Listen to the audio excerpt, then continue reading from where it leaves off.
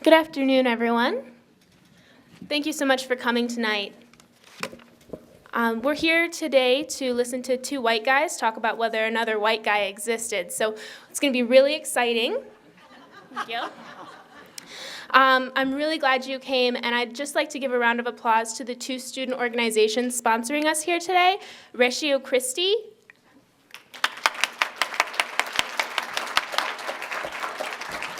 and also the Secular Student Alliance.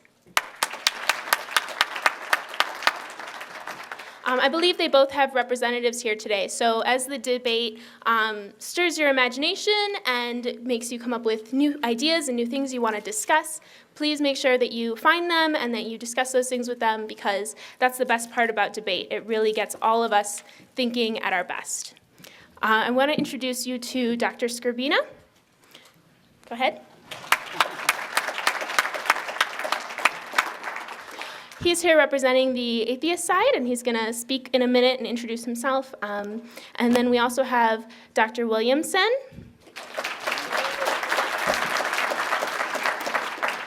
He's here representing the theist side of the argument, and he's going to introduce himself as well. To begin with, the order of the debate is going to go, we're going to have a question, and then 15 minutes on one side, 15 minutes on the other, a rebuttal for 5 minutes, a rebuttal for 5 minutes. A second question where we'll start with the 15 minutes on the other side, and so on and so on. We've got two questions, and then we'll open it up to audience participation. So please keep your comments, write them down so you'll remember them for the end of the program. We just want to make sure that the audience gets a chance to speak a little bit. Hopefully, anybody who has a class starting at 6 will be able to get to that. But the question part will start at about 6. Okay? So I would like to bring Dr. Skrbina up to the microphone. He's going to give you his introduction and his first 15-minute opening. Question? Go ahead, read the question. Okay, so the question that we're going to be answering right now is Jesus a fiction, or is the New Testament historically true?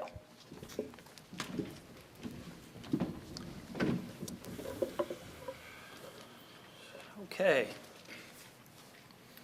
Very good, thanks. I wanted to, just a couple of quick comments before I get into the presentation. I want to welcome everybody for coming. It's a great turnout. I'm glad people could make it.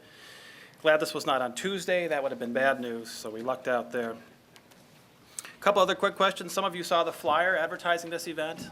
I'm listed as the atheist. I don't normally bill myself as an atheist. Actually, I'm more of a Spinozan pantheist. And they said, but that can't fit on the flyer, so we have to call you an atheist. So I'm nominally the atheist, but that's sort of not my official position, but that's okay. I said I'm happy to play that role for the debate today. Secondly, particularly in the later part of my presentation, my second presentation, I'm going to get into fairly harsh criticisms of Christianity. So I do this not to offend anybody, so I hope people don't take offense. It's just a matter of driving as hard as possible to get to the truth. And I think both Dr. Williamson and I could agree that we should drive as hard as possible to the truth. So, right on. Very good. Okay. So here's a presentation. I'm going to walk through some PowerPoint slides for you today. So again, first part here, what is the evidence? This will be the first presentation that I'll give, and then later in the evening here I'll talk about the implications of the evidence. So a couple of quick opening comments here before I get to the main point. This, of course, is no idle matter. The historical nature of Jesus does matter. Something like 2/3 of Americans are Christians. Nearly 1/3 of humanity are Christians. If we're wrong about the Christian story about Jesus, the implications are very serious. In fact, we may need to do a couple of things. One, rewrite history. And secondly, rethink the role of religion, in fact, all religion, in modern society. So we're going to be talking about historical truth here. Historical truth is a strange thing. It's basically a matter of probability and likelihood. Regarding Jesus, there's no proof of such things either way. I will not attempt to prove that Jesus is a fiction. But instead, I think the relevant question is this. Given the evidence that we have, what is a reasonable account of Jesus' life? In my view, the traditional account is very, very unlikely. And I think we have an interesting alternative in the ideas of Friedrich Nietzsche. I'll get to that in the second part.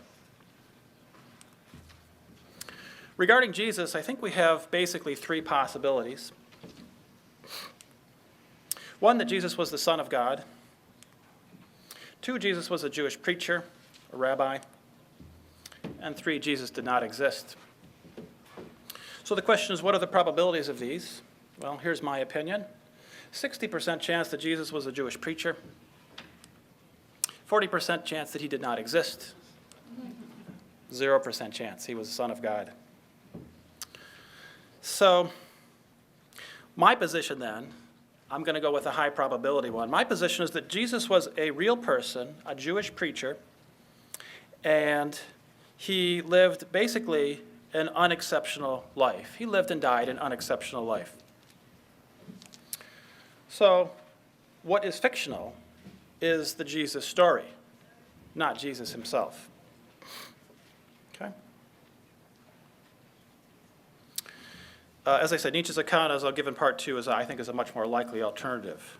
So we're going to look at the evidence, all right, the evidence about Jesus' life.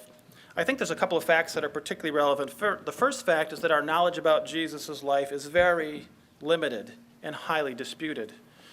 The second fact is our knowledge about those closest to Jesus is virtually non-existent.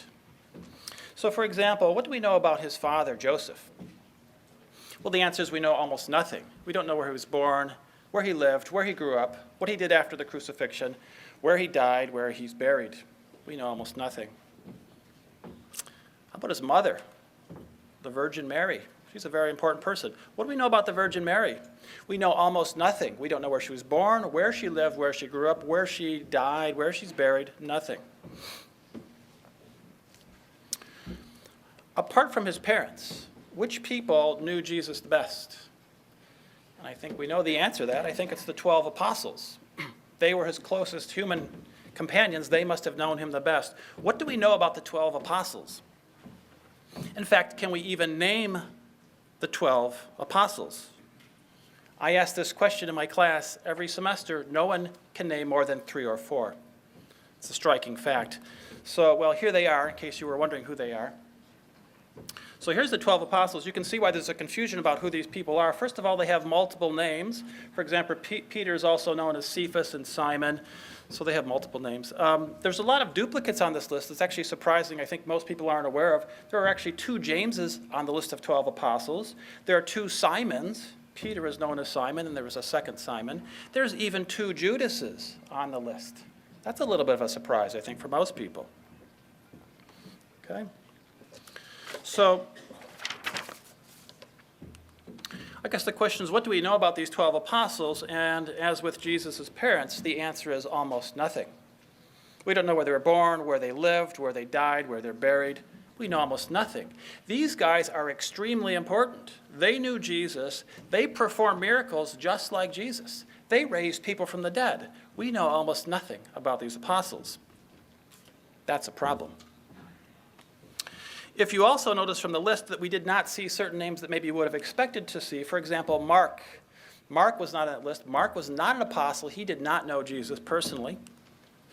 Luke is not on the list. He is not an apostle. He did not know Jesus. Most importantly, Paul was not on that list. He did not know Jesus. Okay. So let's get to the main question. What do we know about the Jesus story? In other words, what is the evidence that we actually have? So here's a few facts. Let's start with a few basic facts. In the year 63 BC, the Roman Empire expanded to that area of the Middle East and conquered that territory. They established a province. They called it Judea. It's part of the Roman Empire. Later, they renamed it as Palestine. In the year 3 BC, Jesus was born, allegedly. In the year 26, Pontius Pilate was installed as the procurator or the governor of the province of Judea. And in the year 30, Jesus was crucified. So I'm going to take some of these dates and add some details. I'm going to put them on a timeline because I like timelines. It's a great way to envision what's going on here. So let's start with the main event. So there's Jesus. There's the first 100 years of the Christian era. There's Jesus' life. So the first question is, what evidence do we have from the time of Jesus' life that he existed and that he was the Son of God? And the answer is nothing. We have no evidence of any kind from the first 30 years. We have no writings, engravings, inscriptions, carvings, nothing. No evidence at all.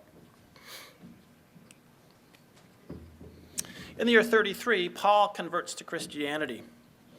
He's a very important figure in this story, so let's take a second and look at Paul.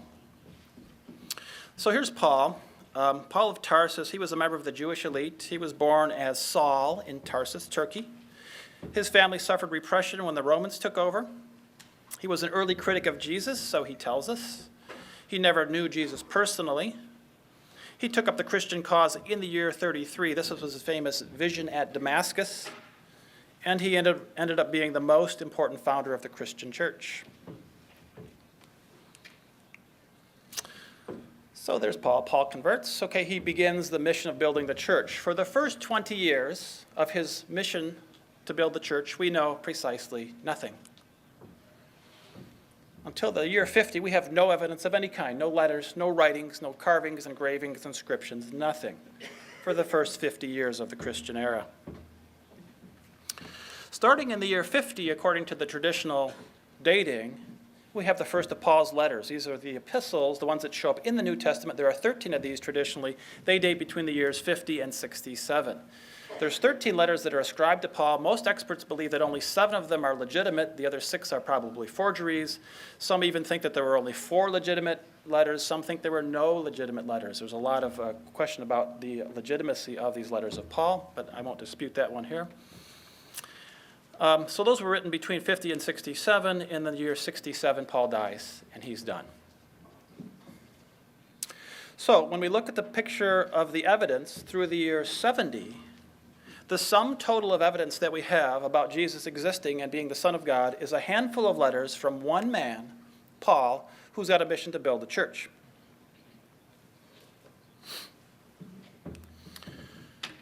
About that time that he dies, in the years 66 to 70, there's a Jewish rebellion. The Jews are fighting back against the Roman Empire.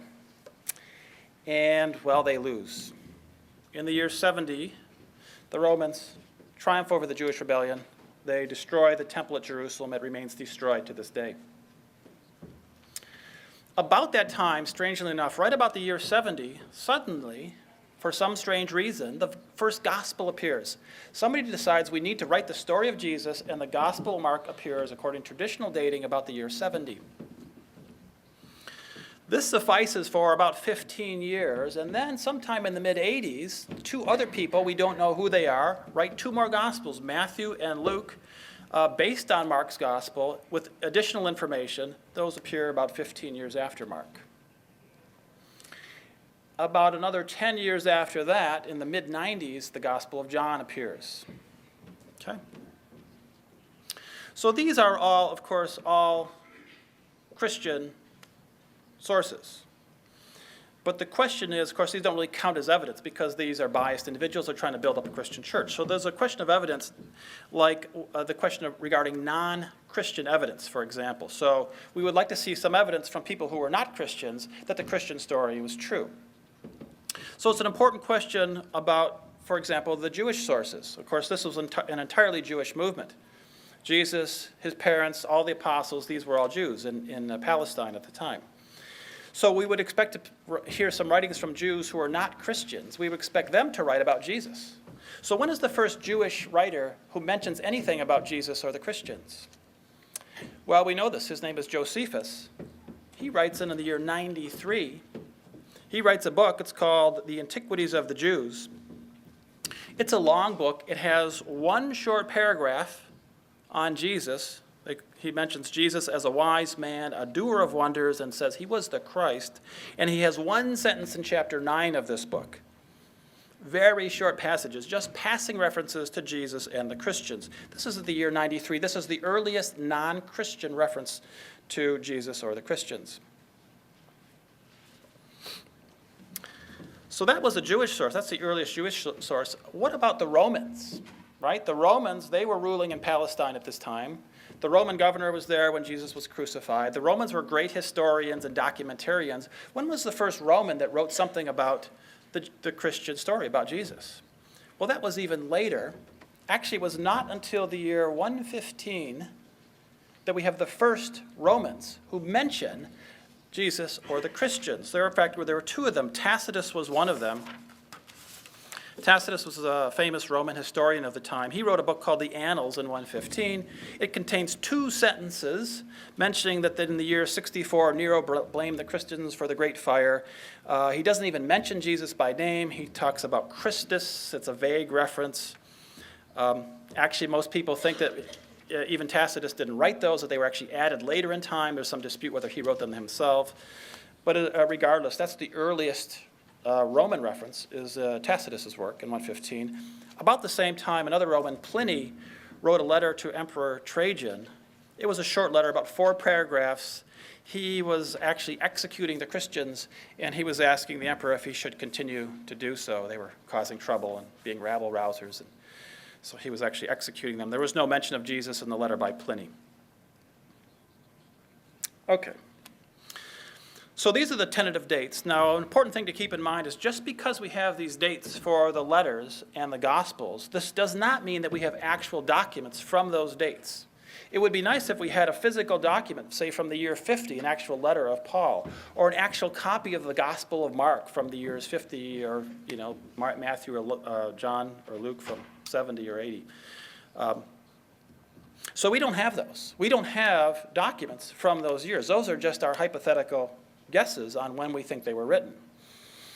It's an interesting question. When is the oldest existing Bible? What is the date of the oldest existing Bible? That's an interesting question. So if you look at the timeline, you can see that by the year 100 or so, the Bible was more or less complete, according to the traditional story. We had all the letters from Paul. We had the 4 Gospels. We certainly had the Old Testament, because that was even older than this. So theoretically, by the year 100, someone could have produced an actual copy of the Bible. So, well, that would have been nice, but we don't have one. There's no copy of the Bible from the 1st century. How about the 2nd century? Do we have a copy of the Bible from the 2nd century? No, we don't. How about the 3rd century? A copy of the Bible from there? No. How about the 4th century? Yes, finally there. There we have the first copies. These are the oldest existing copies of the Bible. In fact, there are 2 of them. One is called the Vatican Codex. One is called the Sinai Codex. These date from the years 350. These are the oldest physical copies of these documents that we possess. Now, there are fragments of the Gospels that come from earlier centuries, so we know that they were around somewhere. But they're just very small fragments, 1 page or a portion of a page. These are the oldest existing documents that we have. So we really don't know what the original Gospels look like. We don't know what the original letters look like, because our oldest document is from 350 years after the birth of Jesus. Okay. So what can we conclude from this first part? The fact that there is no non-Christian evidence to support the Jesus story for virtually the entire 1st century strongly suggests that Jesus was not the Son of God. Therefore, too, the Christian version of events is highly suspect. And therefore, 3, some other story must be true. I'll continue that other story in part 2.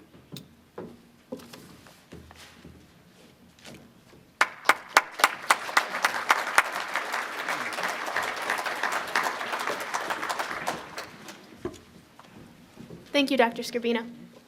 At this time, we're going to invite Dr. Williamson up to share his introduction, and just keep in mind that after these 2 parts, we will also have a 5-minute rebuttal from each side. So just want to let you know where we're at in that. Thank you. It'll take me a moment here to get my slide ready here.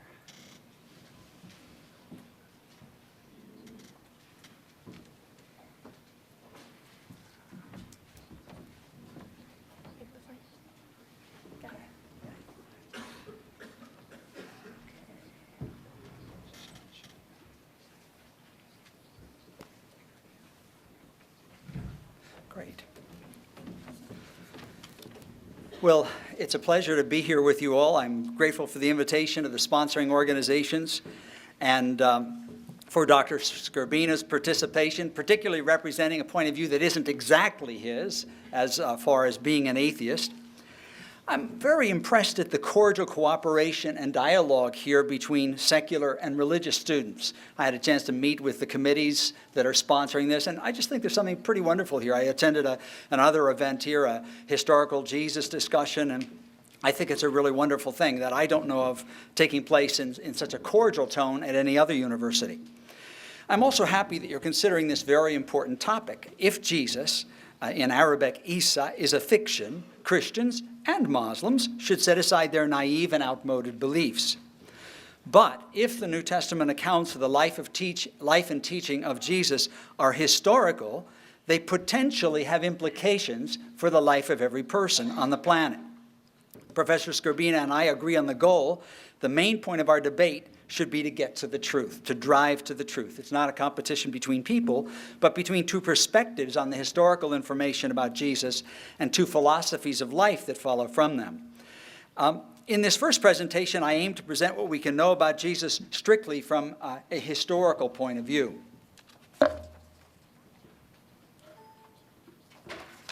Is it changing? No, it's not. Let's try this way. Okay, I got it. Well, here's my outline, and I want to dive right into talking about the historical method. As Dr. Skrbina said, discovering the truth about the past is different from other disciplines. In mathematics, it's possible to prove or disprove something definitively. In the physical sciences, many things can be proven definitively by repeatable experiments. The historian's job is to come up with the most probable explanation of the available evidence. Historical method is like a courtroom procedure. What it entails is examining witness to the events and other evidence, evaluating the credibility of the witnesses, interpreting the evidence, developing a theory of the crime, an explanation of the data that explains all the facts available as convincingly as possible, and then finally to reach a verdict of which explanation is best. What are the implications? So really there's a competition between two explanations of the historical data about Jesus, between the two that Professor Skrbina and I are talking about. Now when we apply the historical method or the courtroom method to the distant past, since there are no living witnesses to question, historians rely primarily on written documents. Background historical information and archaeological evidence play a confirming role. But ancient documents, like living witnesses, must be carefully examined. What did the authors know? What biases did they have? And so on. The four Gospels are our primary source for information about Jesus, about Issa. They are the Gospels of Matthew, Mark, Luke, and John. They were written 30 to 70 years after Jesus' death. I'm in agreement with Professor Skrbina about it. I will say that I'm granting those late dates.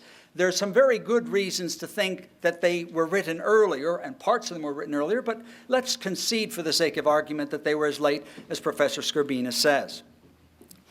I'm going to give a quick overview of what they say about Jesus, passing over the differences among the Gospels, because there are differences among them, for reasons of time. Just trying to give you the general picture that they, for the most part, agree upon.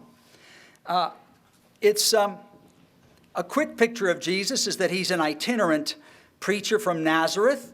So it's not either or, is Jesus the Son of God and a Jewish teacher and rabbi? I would say it's both and. His ministry was mainly in Galilee in the north, but also in the south near Jerusalem and near the Jordan River. He was followed by large crowds and smaller bands of disciples.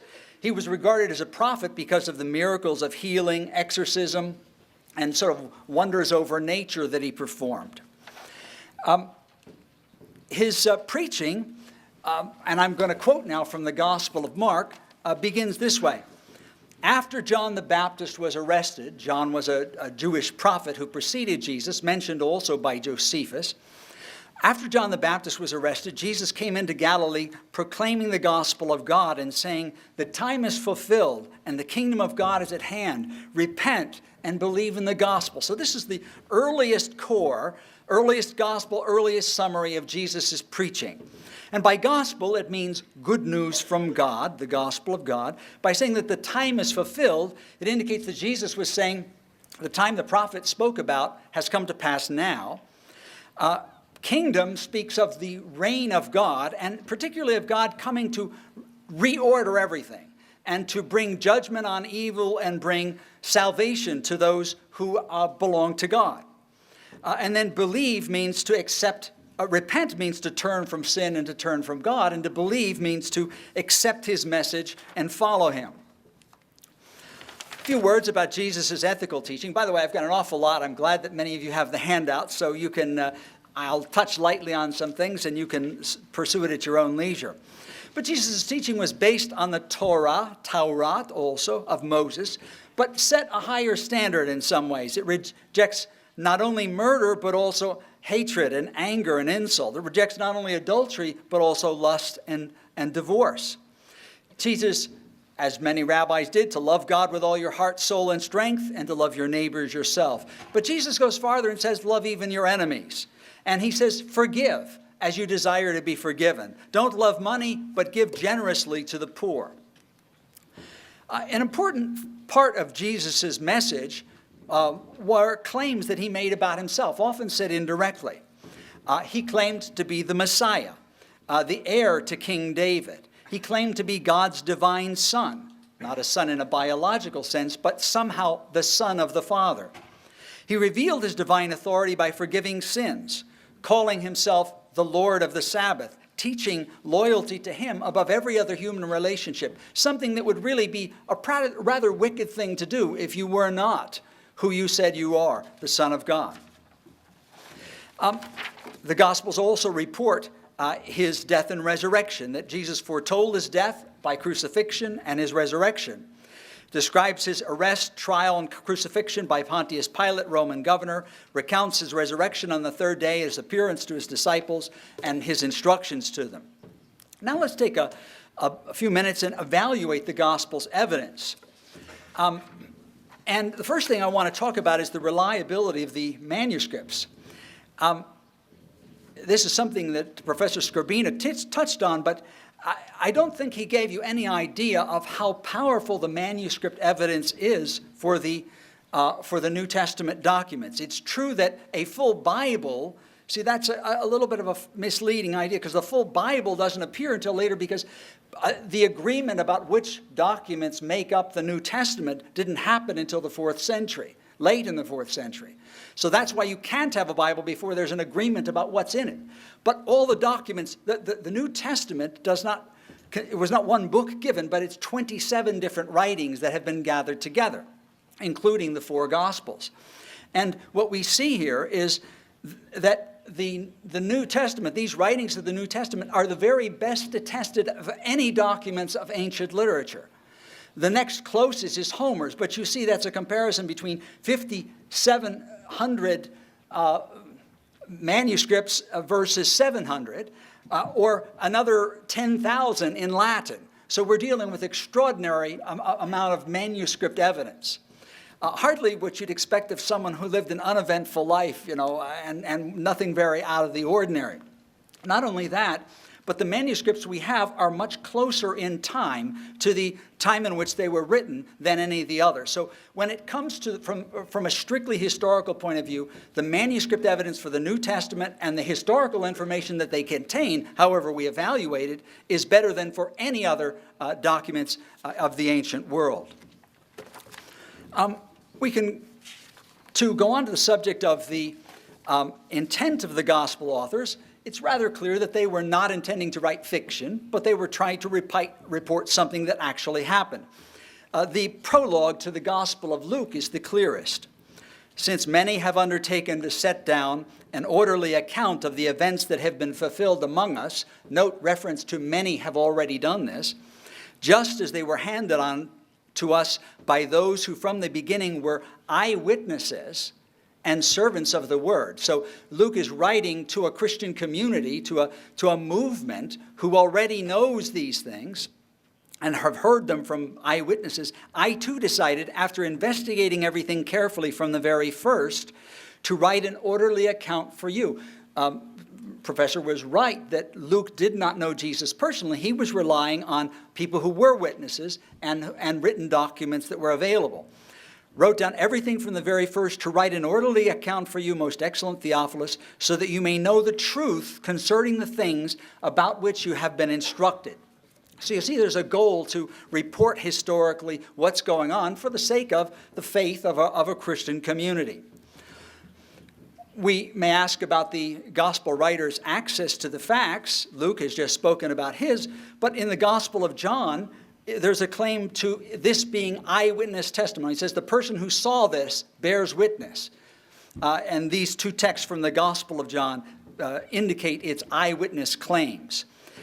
Regarding the Gospels of Mark and Matthew, a second century writer, Papias, bishop of Hierapolis, says he learned from eyewitnesses who were disciples of the Lord. He names them, a person named John and a person named Aristion.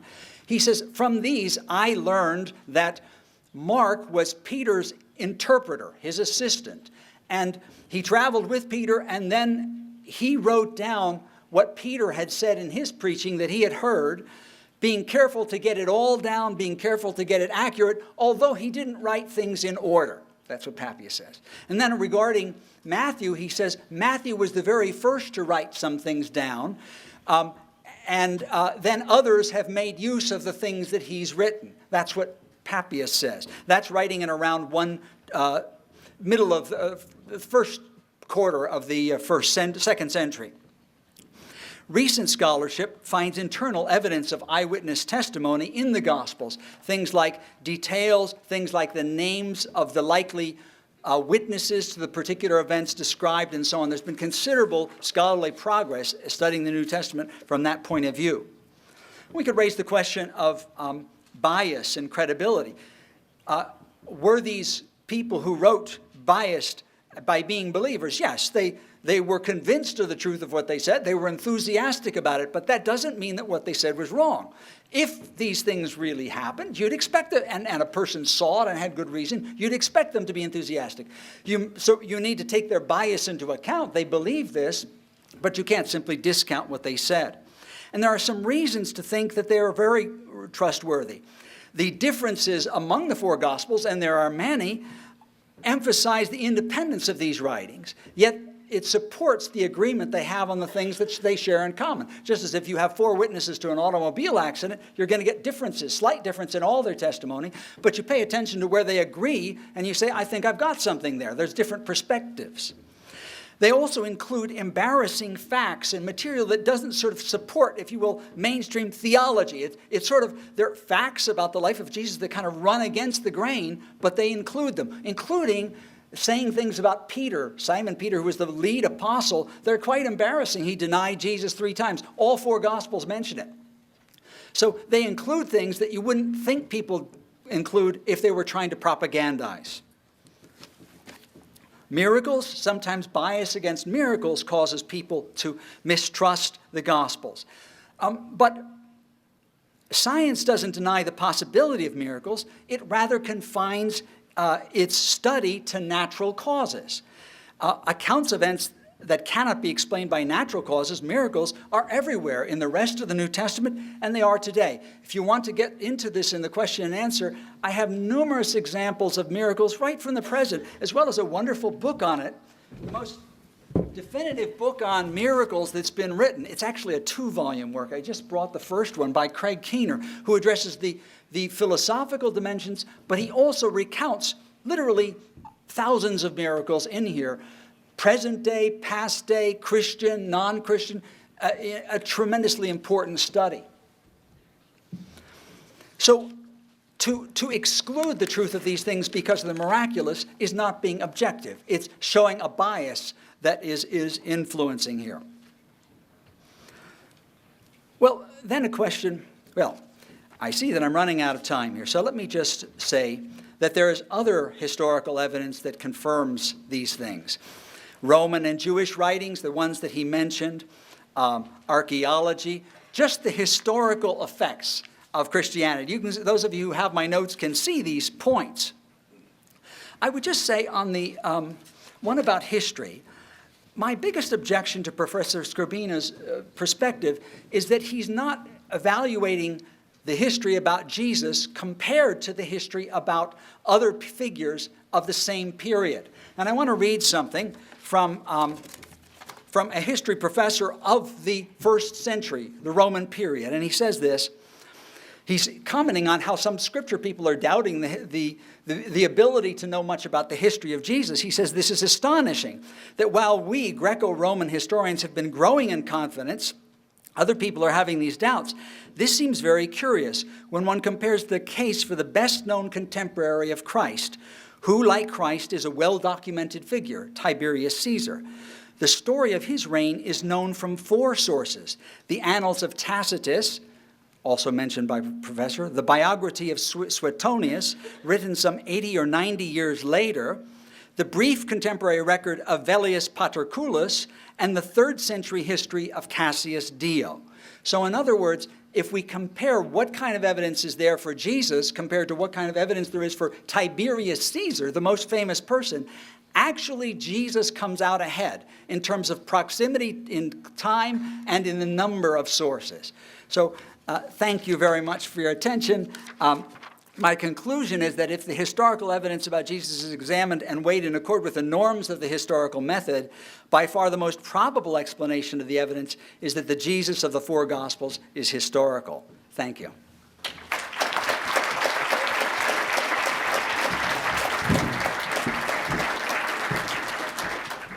Thank you, Dr. Williamson.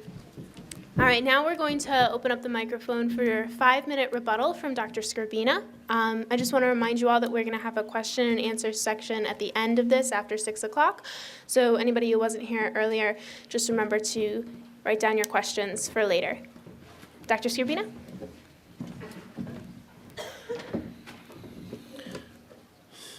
Okay, thanks. Yeah, several interesting points then to respond to. Obviously, just have 5 minutes, so I'll just touch on a few issues here. I guess I'm not really disputing the question of the miracles.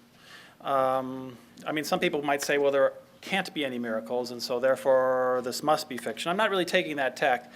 But I guess I would say that actually the fact that there are miracles actually makes it worse for the case for Jesus and not better. It would actually be better if there were no miracles, because if there were no miracles, we could explain why we have no evidence from the time that these things happened. The fact that we do claim to have miracles makes it harder, because there are lots of conceivable witnesses for these miraculous events. So, for example, we all know the story about the fishes and the loaves.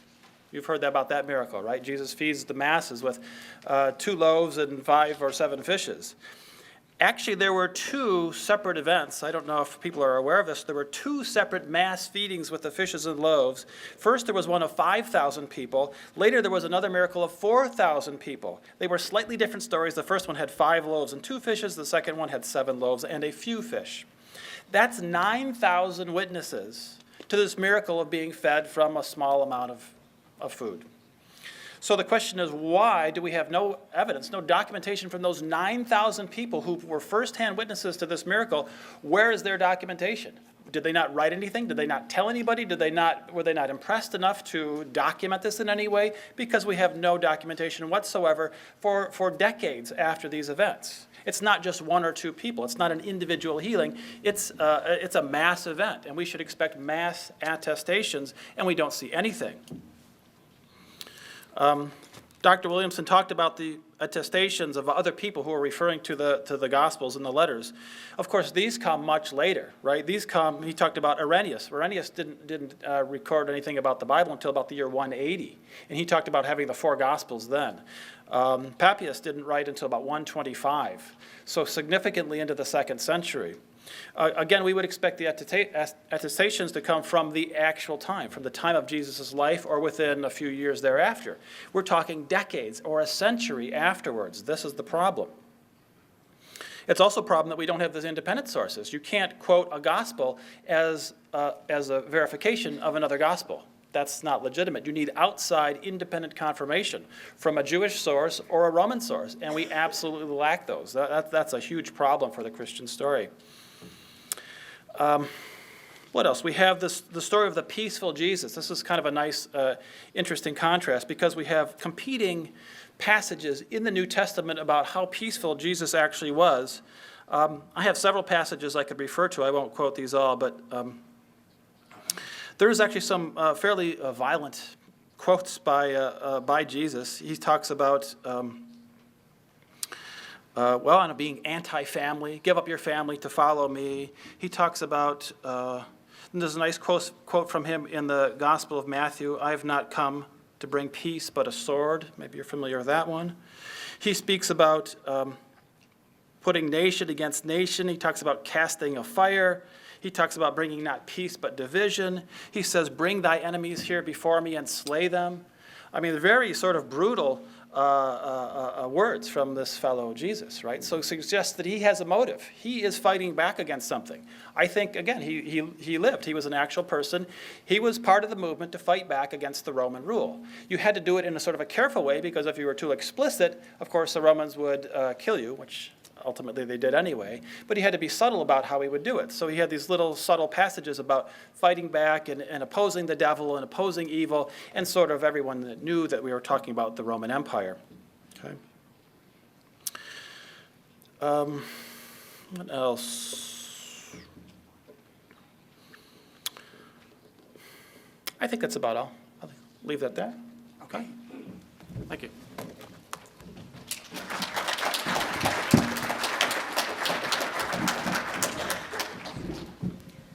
You guys are so great. You applaud every time I come up here. It's just, I really appreciate that. It's good for a girl's self-esteem. Thank you. Next, we have a rebuttal from Dr. Williamson. So we're going to have 5 minutes on the clock for that. Dr. Williamson? Thank you. Well, Dr. Skrbina did misquote Jesus on one point. That was the point about bring my enemies here before me and slay them. No, that's a parable Jesus told about what a king, not someone he was admiring or recommending, says. I want to suggest, I brought some things here that to encourage you directly to read the primary sources about Jesus. This is a Gospel of John, one of the four Gospels, the Gospel of John, and I was able to get some for a very inexpensive price. So anybody who doesn't have a Bible and would like a Gospel of John, go get them for free back there at the table over there later. And then here's a New Testament. I found these for really cheap, so they're available for $2. And if you don't have the money, but you want to read it, go ahead and take it. So I recommend checking it out yourself. As to the point about there's just no documentation about this person, even if those 5,000 people, saw and 4,000 people, what happened to that? I think that just comes from not having a realistic perspective about what kind of evidence we have from the first century. We just do not have evidence from ordinary life. Actually, there are very few written documents that survive from that period, mainly official Roman ones, and major cultural pieces, and then this stuff that bubbles up from the Far East, remote Jewish part of the world that actually overwhelms all the others in the number of manuscripts written. We're talking about an extraordinary impact. Now, I want to return to this issue of, well, what about the gap in time?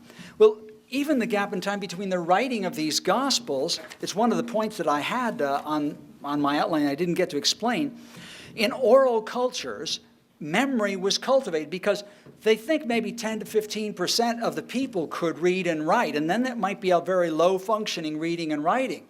So they would memorize. The teaching of rabbis in particular was committed to memory, but any kind of events, people would have raconteurs who tell these stories. In fact, the most recent scholarship on the Gospels that's arising from studies of oral histories in other traditions and cultures have come to the conclusion that the Gospels were probably originally written to help oral recitation or to kind of write down oral recitation. In other words, that people would already recite the Gospels as the way of passing on these messages. And that also accounts for the similarities and the connections among them.